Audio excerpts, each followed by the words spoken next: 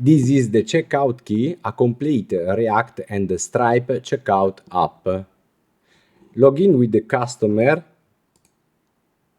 and go on the shop for a list of products, select one, add to cart, go to the cart for see the item, proceed to the checkout, continue with payment, and in the test mode you can use this card number or using, on my case, the card number already saved. I proceed. After complete the payment, I can show the detail or my order.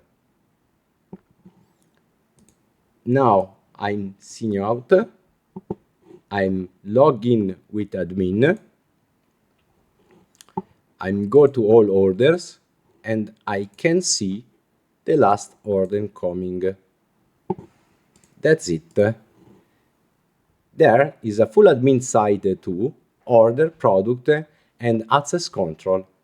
React, Node or Go, MUI or Tailwind, full source self-hosted, try the free demo on GitHub, or get the kit on dashboard.ui.com.